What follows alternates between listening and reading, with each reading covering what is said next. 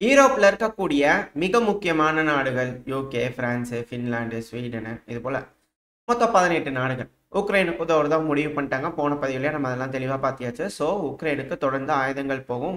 Batch Poland தரப்புல இருந்து T-72 ரக டேங்குகள் அடுத்த பேட்ச் டெலிவரி எடுத்துட்டு போங்கப்பா அப்படிங்கிற பேட்ச் எல்லாம் கொடுக்க ஆரம்பிச்சிட்டாங்க. 5000 ஏர் டிஃபென்ஸ் மிசைல் வந்து இதுக்கப்புறம் யூரோப் வந்து ரெடி பண்ணி உக்ரைனுக்கு கொடுப்பாங்க அப்படிங்கிற சொல்லிக்கிறாங்க. லாங் டைம் தான் எல்லாமே. லாங் டைம் தான். இப்போ ஷார்ட் டைம்ல எதுவும் கொடுக்க முடியாது. ஆனா ஷார்ட் டைம்ல வந்து பார்த்தீங்கன்னா, ரஷ்யா இப்போதைக்கு அதாவது 3ஆம் தேதி மார்ச் வந்து பார்த்தீங்கன்னா, அதிகாலை உக்ரைனோட நேரப்படி மொத்தம் 83 ட்ரோன்கள். இருந்தாலும் அடுத்தடுத்த ட்ரோன்கள் வந்துகிட்டே தான் இருக்கு வேவு. இது அதிகாலை வரைக்கும் 3ஆம் தேதி அதிகாலை வரைக்கும் இருக்கக்கூடிய டைம். ஸோ இந்த டைம்ல மட்டுமே 83 ட்ரோன்கள். அதுல 43 ட்ரோன்கள், 48 ட்ரோன்கள், 50 ட்ரோன்கள்ங்காங்க. சில மீடியாக்கள் வேரியேஷன் வருது. ஸோ இது போல நாங்க டவுன் பண்ணிட்டோம் அப்படிங்கிறது போல உக்ரைன் தரப்புன்னு சொல்லிக்கிறாங்க. ஆனா பெருமளவுல சேதங்கள் உக்ரைனுக்குள்ள நடந்துகிட்டே தான் இருக்கு. அது கீர்வி ராக்ல பகுதியில தாக்குதல் பண்ணதுனால ஒரு பெண் வந்து பார்த்தீங்கன்னா காயமடைஞ்சிட்டாங்க அப்படிங்கிற செய்திகள்லாம் வருது. இப்போலாம் பெருமளவில் தாக்குதல்கள் இருதரப்புலையும் மாறி மாறி பண்ணிக்கிறாங்க. அதுவும் உக்ரைன் இருக்கிறாங்க இல்லையா, ரஷ்யாவோட 1300 கிலோமீட்டர் 1500 கிலோமீட்டர் தொலைவில் இருக்கக்கூடிய ஒரு oil refinery ULFA oil refinery. So அந்த பகுதியில் வந்து பார்த்தீங்கன்னா ட்ரோன் தாக்குதல் பண்ணிக்கிறாங்க. இதனால் அங்கே தீ விபத்து ஏற்பட்டிருக்கு. அதை கட்டுக்குள்ளே கொண்டு வந்துட்டோம் அப்படிங்கிற சொல்கிறாங்க. பட் இருந்தாலும் வந்து பார்த்தீங்கன்னா அந்த இடத்துல மிக பெரும் தாக்குதல் உக்ரைன் தரப்பு வந்து பண்ணிக்கிறாங்க. இருதரப்புலையும் மாறி மாறி பண்ணிட்டு இருக்கிறாங்க. இப்போ உக்ரைனுக்கு வந்து பார்த்தீங்கன்னா மேற்குலக நாடுகள் உதவுறதுக்கு தயாராகிட்டு இருக்கிறாங்க இல்லையா. இப்போ ரஷ்யா வந்து பார்த்தீங்கன்னா மார்ச் 6 யூரோப்பியன் யூனியன்ல மீட்டிங் நடக்க போது. ஹங்கேரியோட விக்டர் ஆர்மன் அவர்கள் சொல்லிட்டாரு, இயூவும் யூஎஸும் நிப்பாட்டியாச்சுன்னா ஒரு வாரம் கூட தாங்காதுங்க உக்ரைனு. அதுவே எல்லா பிரச்சனையெல்லாம் முடிச்சிருவாங்க. இது வந்து அன்வான்டுங்க அப்படிங்கிறத சொல்லிட்டு இருக்கிறாரு. பட் ஆனால் இப்போ மார்ச் 5ஆம் தேதி ஒரு நாளைக்கு முன்னாடி வந்து பார்த்தீங்கன்னா ரஷ்யா எமர்ஜென்சி சிஸ்டம், அதாவது டிவி, ரேடியோ எல்லாமே கம்ப்ளீட்டாக கண்ட்ரோல் எடுத்து ஒரு வார்னிங் சிஸ்டம் எப்படி அலர்ட் அடிச்சுன்னா கரெக்டாக மக்களுக்கு போய் சேருதா என்ன ஏதுங்கெல்லாம் வந்து பார்த்தீங்கன்னா டெஸ்ட் பண்ணுறாங்க. அப்படின்னா மிக பெரும் யுத்தத்துக்கு நம்ம தயாராகணும். 5ஆம் தேதி இவங்க ஒரு வார்னிங்கை காட்டுறாங்க. அப்போ 6ஆம் தேதி அவங்க முடிவுகள் எடுத்துட்டாங்க அப்படின்னா அதுக்கப்புறம் என்ன நடக்க போகுது, யூரோப்பியன் யூனியனே போருக்குள்ளாயிடுமா, அந்த பிராந்தியமே வந்து பார்த்தீங்கன்னா என்டையராக போரில் இருக்குமா அப்படிங்கிற பதட்டங்கள் அதிகரிச்சுக்கிட்டே இருக்கு இருதரப்புல இருந்தும். அது மட்டும் இல்லாமல் தொடர்ந்து தீவிரவாத தாக்குதல். அதாவது இது நான் நேத்திக்கு சொல்லியிருக்கணும்னு நினச்சேன். அதாவது நேத்திக்கு நடந்த ஒரு இன்சிடென்ட். ஆனால் எனக்கு கிளியராக தெரியல என்ன பிக்சர்னு சொல்லிட்டு. ஏன்னா ஃபுல்லாக ரஷ்யாலே பேசிட்டு இருந்ததுனால எக்ஸாக்டாக என்னால் என்னன்னு புரிஞ்சுக்க முடியல. பட் அதனால் லேட்டர் வந்து பார்த்தீங்கன்னா கைகலப்பாக இருந்திருக்குது. அதனால அங்கே இருக்கக்கூடிய ஒரு நபர் வந்து பார்த்தீங்கன்னா போலீஸ்காரங்களோட துப்பாக்கி எடுத்து மிரட்டிட்டு இருந்துக்கிறாரு. இது இனிஷியலாக வந்து பண்ண தீவிரவாத தாக்குதல் அப்படிங்கலாம் பேசிட்டு இருந்தாங்க. அதுவும் மாஸ்கோவில் இருக்கக்கூடிய ஒரு பகுதியில் ஒரு மாலில் வந்து பார்த்தீங்கன்னா ஒரு நபர் திடீர்னு துப்பாக்கி எடுத்து மிரட்டிட்டு இருந்துருக்காங்க. போலீஸ்காரங்க சுற்றி வளைச்சு பிடிச்சிட்டாங்க. என்னன்னா இந்த ஆளை சும்மா பிடிச்சி போய் அடிச்சுட்டு இருக்காங்க. அதனால அந்த ஆள் காண்டாகி போலீஸ்காரங்க துப்பாக்கி எடுத்து சுற்றுவேன் மிரட்டிட்டு இருந்துக்கிறாரு அப்படிங்கலாம் சொல்கிறாங்க. அது ரொம்ப தெரியல. ஆனால் இனிஷியலாக இது வந்து திரும்பி தீவிரவாத தாக்குதல் மாஸ்கோவில் அப்படிங்கலாம் பேசிட்டு இருந்தாங்க. ஆனால் அது அப்படி இல்லை. இது போல ஒரு விஷயம் அசம்பாவிதம் நடந்திருக்கு. ஆனால் யாருக்கு எந்த ஒரு கேஷுவாலிட்டிஸ் இல்லை அப்படிங்கிற செய்திகள் வந்துகிட்டு இருக்கு. ஆனால் மாலில் வந்து பார்த்தீங்கன்னா துப்பாக்கி சூடு நடக்கிறதுக்கு ட்ரை நடந்திருக்கு. அது இந்த ஒரு விஷயம். இதே மாஸ்கோவில் தொடர்ந்து அடுத்தடுத்து வந்து பார்த்தீங்கன்னா தீவிரவாதிகள் அப்படிங்கிற பேரில் வந்து பார்த்தீங்கன்னா எஃப்எஸ்பி தரப்புலேருந்து வளைச்சு பிடிச்சிக்கிட்டு இருக்காங்க. ஒரு மிகப்பெரிய நெட்வொர்க் வந்து பார்த்தீங்கன்னா அங்கே பிரேக் பண்ணிட்டோம் அப்படிங்கிற சொல்கிறாங்க. அதாவது அரசல் பஸ்ஸில் வரக்கூடிய தகவல் தான் என்ன அப்படின்னா, உக்ரைனோட ட்ரோன்கள்லாம் இந்த லாங் ரேஞ்சில் வர்றாங்க இல்லையா. ஸோ லாங் ரேஞ்ச் ட்ரோன்கள் வந்து அவங்க ஏவுறாங்க அப்படின்னா ஒரு பாத்தை செட் பண்ணி அந்த பாத்தை வந்து பார்த்தீங்கன்னா ட்ரோனில் கொடுத்துட்டு அந்த ட்ரோன் வந்து வரும். பெருமளவில் இந்த எலக்ட்ரானிக் வார்ஃபேர் சிஸ்டம்லாம் யூஸ் பண்ணி டவுன் பண்ணும்போது சப்ரஸ் பண்ணும்போது அந்த ட்ரோன்களுக்கு சிக்னல்லாம் எதுவும் இருக்காது. ஆனால் அந்த ட்ரோனில் ஃப்ரீயாக வந்து அதாவது முன்கூட்டியே இந்த பாதையில் தான் போகணும் அப்படின்னு அதுக்கு கொடுத்துட்டதுனால இனர்ஷியல் நேவிகேஷன் சிஸ்டம் வச்சு அது பாட்டுக்கு போயிட்டே இருக்கும் அதோட வேலையை பார்த்துட்டு. சிக்னல் இருந்தாலும் சரி இல்லாட்டியும் சரி. ஆனால் அந்த டார்கெட் போய் விழுந்து அடிக்குது இல்லையா. ஸோ அந்த டைமில் வந்து பார்த்தீங்கன்னா ரஷ்யாக்குள்ளே இருக்கக்கூடிய சில நபர்கள் அந்த ட்ரோனுக்கு வந்து பார்த்தீங்கன்னா சிக்னல்ஸ் கொடுக்குறாங்க. ஸோ அந்த சிக்னலை பயன்படுத்தி அந்த ட்ரோன்கள் அதில் போய் தாக்குதல் பண்ணுது அப்படின்னு சொல்கிறாங்க. இதுக்கு பின்னாடி யுஎஸ்ஏடு ஏகப்பட்ட விஷயங்கள் இந்த சைபர் ஆப்ரேஷன் அது போல் ஏகப்பட்ட உதவிகள் நடக்குது அப்படிங்கிறவங்களாம் சொல்லிட்டு இருக்காங்க. ஆனால் இதுக்கப்புறம் அமெரிக்கா வந்து இது போல் ஸ்டாப் பண்ணிட்டாங்கன்னா இது போல் பெருமளவில் தாக்குதல்கள் வந்து பண்ண முடியாது அப்படிங்கிறது போல் ஒரு சைட்லேருந்து வந்துக்கிட்டு இருக்கு. எது எப்படியோ இப்போதைக்கு ரஷ்யாவும் அமெரிக்காவும் வாங்க உறவுகளை பார்க்கலாம், நம்ம கனிம வளங்கள்லாம் பார்க்கலாம், நம்மளோட வேலையை பார்க்கலாம் அப்படிங்கிறவங்கள அவங்க தரப்பில். ஆனால் சாங்ஷன் எக்ஸ்டெண்ட் பண்ணிட்டாங்க அமெரிக்கா தரப்புலேருந்து. ஆனால் வர்த்தகம் பண்ணிக்கிறேன்னு இருக்காங்க. அமெரிக்காவுக்கு வேணுங்கிற பொருளை ரஷ்யா கிட்ட வாங்கிக்குவாங்க, ரஷ்யாவுக்கு வேணுங்கிற பொருளை அமெரிக்கா கொடுத்துக்குவாங்க. அது அப்படி நடந்துக்கும். அவங்களுக்குள்ள வர்த்தகம் பண்ணிக்குவாங்கன்னா ரஷ்யா கூட மற்ற நாடுகள் பண்ணிக்கூடாது. இதுதான் இதில் இருக்கக்கூடிய வேதனையான ஒரு விஷயம். சரி, ஓகே, அது எப்படி அவங்க பண்ணிக்கிறாங்க அப்படின்னா அப்புறம் மற்ற நாடுகள் அது போல ரஷ்யா கூட நாங்கள் வேணுங்கிறது வாங்கி வித்துக்கலாங்களா அப்படிங்கிறதோட கேள்விகள் வருது இல்லையா. ஸோ வெயிட் பண்ணி பார்ப்போம் என்ன மாதிரியான முடிவுகள் உலக நாடுகள் எடுக்க போகுதுன்னு சொல்லிட்டு. இப்போ அது போல் அமெரிக்கா ஃபுல்லாக பேக் அடிச்சிட்டாங்கன்னா இது போல் உதவிகள் உக்ரைனுக்கு நடக்காது. அதாவது சேட்டலைட்டாக இருக்கட்டும், நேவிகேஷன் சிஸ்டமாக இருக்கட்டும், ஜிபிஎஸ் எல்லாமே அமெரிக்காவோட தான். ஜிபிஎஸ் எல்லாமே கட் பண்ணிட்டாலே பெருமளவில் அவங்களால தாக்குதல் பண்ண முடியாது. இப்போ என்ன செய்ய முடியும் அப்படிங்கிற போல கேள்விகளாக இருக்குது. ஆனால் அது போல் சப்போர்ட் அமெரிக்கா செய்வாங்களா உக்ரைனுக்கு அப்படிங்கிறதான் கேள்வி. அதாவது ஸ்டாப் பண்ணுவாங்களான்றதான் கேள்வி. அளவும் பண்ணுவாங்க, இது போல் பின்னாடி நின்று பேசிக்குவாங்க. இதுவும் ஒரு சைக்காலஜிக்கலான வார்ஃபேர்.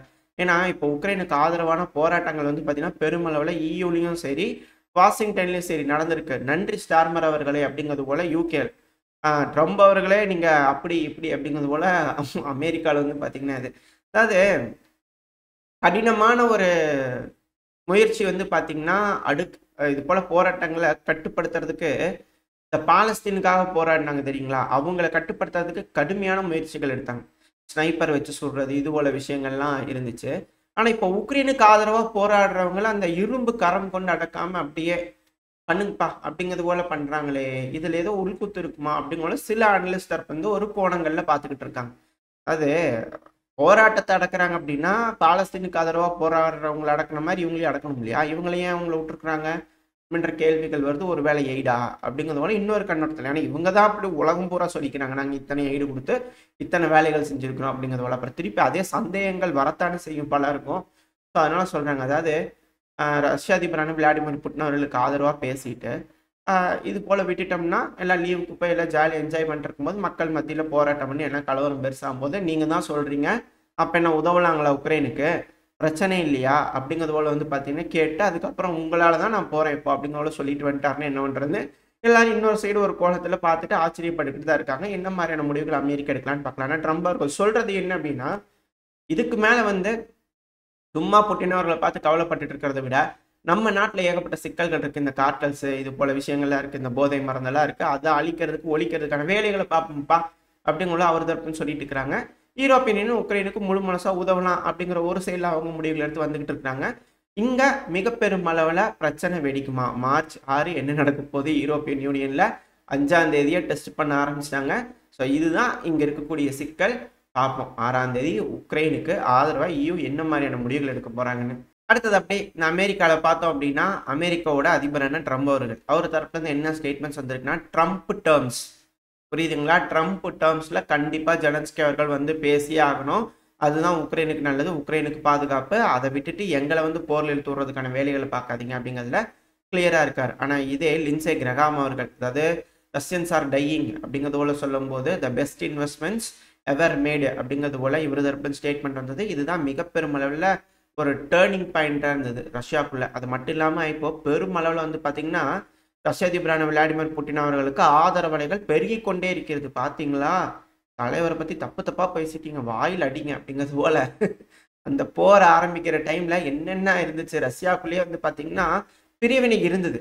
அதுவும் இல்லாமல் ரஷ்யாக்குள்ளேயே திமித்ரி மெத்வதேவ் அவர்களுக்குள்ளெல்லாம் சண்டை வருமா, திமித்ரி மெத்வதேவ் அவர்கள் புட்டின் அவர்களுடைய இடத்த பிடிச்சிருவாங்களா அப்படிங்கிற போல பல விஷயங்கள்லாம் நடந்துட்டு இருந்தது, பின்னாடி இருந்தது. ஏன்னா அவங்க ரெண்டு பேர்த்துக்குமே சண்டை இருக்குது, பர்சனல் ஃபைட் இருக்குது, பவர் ஃபைட் இருக்குது அப்படிங்கிறது போலாம் சொல்லிட்டு இருந்தாங்க.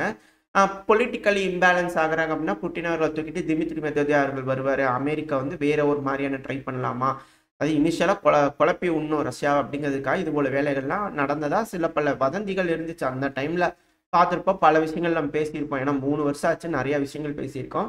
ஸோ இப்போ அந்த டைமில் அது போல் ஆப்ரேஷன்ஸ்லாம் நடக்கிறதுக்காக பேசிகிட்டு இருந்தாங்க.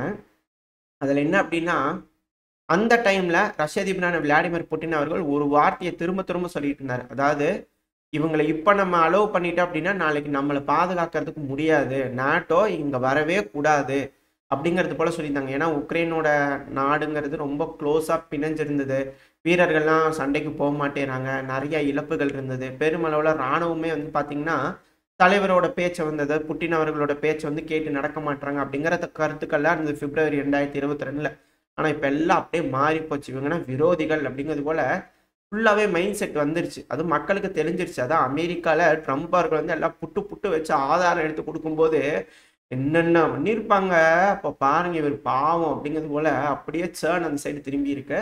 ஸோ ரஷ்ய மக்கள் வந்து பார்த்திங்கன்னா இன்னுமே ஆதரவாக வந்து பார்த்திங்கன்னா ரஷ்யாவுக்கு இருக்காங்க அப்படிங்கிறத புரிஞ்சுக்க முடியுது. இது எப்படி ரிஃப்ளெக்ட் ஆகுது அப்படின்னா நம்ம பல தடவை பதிவில் பார்த்துருப்போம், அது நடுவில் விட்டுட்டோம்னு நினைக்கிறேன். பட் ஆனால் தொடர்ந்து நம்ம சேனலில் பார்த்துட்டு இருக்கிறவங்களுக்கு தெரியும், ஒரு ஒரு பதிவுல நம்ம ரஷ்யாக்குள்ள எப்படி நடந்துட்டு இருக்குன்றது பார்ப்போம். ரஷ்யன் இன்ஜினியர்ஸ் 24/7 வேலை செஞ்சுட்டு இருக்காங்க. நான் அவங்களுக்கெல்லாம் பெருமளவுல அரசாங்கம் வந்து வேலை சம்பளம் குடுக்காது, எதுவும் பண்ணாது, எதுவும் செய்யாது. அங்க இருக்கிறவங்க வந்து பார்த்தீங்கன்னா, சிலர்லாம் சமைக்கிறது, பப்ளிக்கே வந்து சமைக்கிறது. அவங்க கொண்டு வந்து ஃப்ரண்ட் லைன்ல இருக்கக்கூடிய வீரர்களுக்குலாம் குடுக்குற மாரியான ஃபுட்டெல்லாம் கொண்டு வந்து ஒரு சேஃப்டியான பகுதியில குடுத்துட்டு போறது.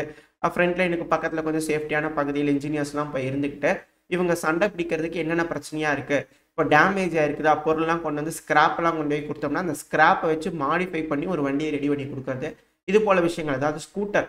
அந்த ஸ்கூட்டர்ல வந்து இப்ப நான் ஸ்கூட்டர்னா அந்த டூ வீலர் சொல்றேன். ஸோ டூ வீலர்லேருந்து rocket launching system, machine gun system இது போல விஷயங்கள்லாம் நம்ம பார்த்தோம் இல்லையா? ஸோ அதுபோல பல விஷயங்கள். அதாவது மக்கள் போர கையில எடுக்கணும்னு சொல்லிட்டு இருக்கேன் இல்லையா? ஸோ மக்கள் உள்ள இறங்க ஆரம்பிச்சுட்டாங்க. இப்போ பெருமளவுல ஆதரவு வந்துகிட்டு இருக்கு. விடக்கூடாது. அவனுங்களா நம்மளான்னு பார்த்தரலாம் அப்படிங்கிறது போல யூரோப்புக்கு எகெயின்ஸ்டான ஒரு மைண்ட் செட் பெருமளவுல ரஷ்யால பில்ட் ஆயிட்டு இருக்கு. அப்படிங்கிறது போல வதந்தி கிளம்பிட்டு இருக்குது. பொறுத்திருந்து பார்ப்போம் அது எந்த அளவுக்கு ஃபேவரா இருக்க போகுது ரஷ்யாக்கு. ஏன்னா இதுக்கப்புறம் வந்து புட்டின் அவர்கள் வந்து நின்னு வேடிக்கை தான் பார்க்கணும். இந்த நடக்கக்கூடிய விஷயங்கள் வந்து அவர் முடிவெடுத்து என்னென்ன மாதிரியான இடங்கள்ல முன்னேறலாம் இதெல்லாம் வந்து பார்த்தீங்கன்னா ராணுவம் பார்ப்பாங்க. டிசிஷன் அவர் எடுப்பார், எல்லாம் பண்ணுவாங்க. ஆனால் மக்கள் போற கையில் எடுத்துட்டாங்கன்னா இந்த பகுதி எனக்கு வேணுமா அந்த பதிப்பை அவங்க பிடிக்கிற வரைக்கும் இந்த சோவியத் யூனியன் ரெட் ஆர்மி எந்த அளவுக்கு சண்டை பிடிச்சோ அது போல வீரியமான சண்டை இருக்கும் அப்படிங்கிற மாற்றுக்கருத்தில். இதை வந்து பார்த்தீங்கன்னா டிஃபென்ஸ் இன்டெலிஜென்ஸ், அதாவது டெபுட்டி ஹெட் சிபிச்கி, இதை சில சில டைம் நம்ம இவரை பற்றி கேள்விப்பட்டிருப்போம். இந்த ஸ்டேட்மெண்ட் சொல்கிறதெல்லாம் இவர் முக்கியமான ஆள் தான் இந்த உக்ரைனை பொறுத்த வரைக்கும். ஸோ இவர் வந்து பார்த்தீங்கன்னா என்ன சொல்லிக்கிறாருன்னா 500 ட்ரோன் மேசிவான அட்டாக் பண்ணுறதுக்கு பிளான் பண்ணிக்கிறாங்க அப்படிங்கிறது போல. ஏன்னா ஒன்ஸ் ரஷ்ய தரப்புலேருந்து மேசிவ் அட்டாக் ட்ரை பண்ணுறாங்க அப்படின்னா மக்களோட சப்போர்ட் இல்லாமல் அது பாசிபிலிட்டியே இல்லை. நான் ஃப்ரண்ட் லைனில் நம்ம ராணுவ வீரர்களை கொண்டு போய் இறக்கிடலாம், லோடாக இறக்கிடலாம், ஆயுதங்களை கொண்டு போய் இறக்கிடலாம், சண்டையை ஆரம்பிச்சிடும். ஒரு வாரம் 2 வாரம் 3 வாரம் போதுன்னு வச்சுக்கோங்க. அது வரைக்கும் தாக்கு பிடிச்சிடலாம். சப்ளை லைனை மேனேஜ் பண்ணி வச்சுக்கும் போது அவங்களுக்கு வேணுங்கிற உணவு உதவி, மருத்துவ உதவின்னு பல விஷயங்கள் இருக்கு. அது பொதுமக்கள் சப்போர்ட் இல்லாமல் நடக்கவே நடக்காது. என்றைக்குமே நடக்காது, எங்கேயும் நடக்காது. எப்பேற்பட்ட தலைவர் இருந்தாலும் எப்பேற்பட்ட இராணுவமாக இருந்தாலும் தோற்று போயிடும் பொதுமக்கள் சப்போர்ட் இல்லைன்னா.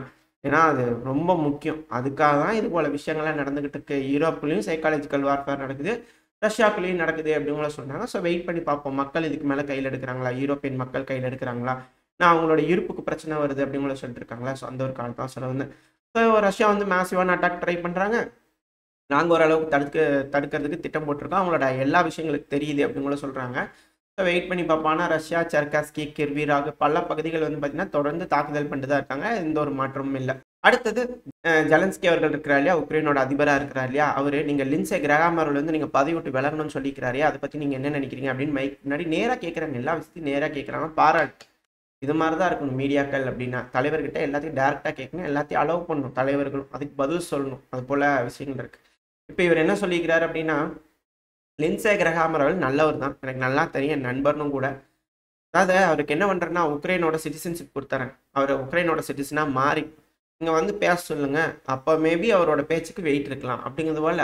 எப்படி பாருங்களேன் ஜெலன்ஸ்கி அவர்கள் என்ன மாதிரி பேச்சு பாருங்க. அப்படியே யூகேவோட ஸ்டார்மார்கள் நான் துணை நிற்கிறேன் அப்படின்னு எந்த அளவுக்கு அவருக்கு பேச்சுக்கள் வருது அப்படிங்கிறதோட. சரி, ஓகே. உக்ரைனும் ஒரு சைடு பெருமளவில் தயாராகிடுச்சு, ரஷ்யாவும் ஒரு இடத்துல ரெடி ஆகிட்டு இருக்கிறாங்க. என்னைக்கு இந்த போர் மிக பெருமளவில் ஃபுல் ஸ்கேலாக மாறப்போகுது அப்படிங்கிறத வெயிட் பண்ணி பார்த்தலாம். இல்லை பேச்சுவார்த்தையில் முடிச்சுப்பாங்களா, ட்ரம்ப் அவர்கள் இறுக்கி பிடிச்சி பேச்சுவார்த்தை கொண்டு வந்துடுவாரா, என்ன நடக்க போறலாம் பார்த்தலாம். ஓரளவுக்கான தகவல்கள் இந்த பதிவில் பார்த்துருப்போம்னு நினைக்கிறேன். இதோட இந்த பதிவு நான் முடிச்சுக்கலாம். இந்த பதிவு எப்படி இருந்துச்சு, உங்களுக்கு பிடிச்சிருக்கா? பிடிச்சினா லைக் பண்ணிட்டு உங்கள் ஃப்ரெண்ட்ஸ் பண்ணி ஷேர் பண்ணிக்கோங்க. அது கூடவே நம்ம சேனலை சப்ஸ்கிரைப் பண்ணலாம், மறக்காம சப்ஸ்கிரைப் பண்ணிக்கோங்க. இந்த பதிவு நல்லா இருக்கும்ன்ற நம்பிக்கையில் அடுத்த பதிவில் உங்களை சந்திக்கிறேன். Stay safe, by.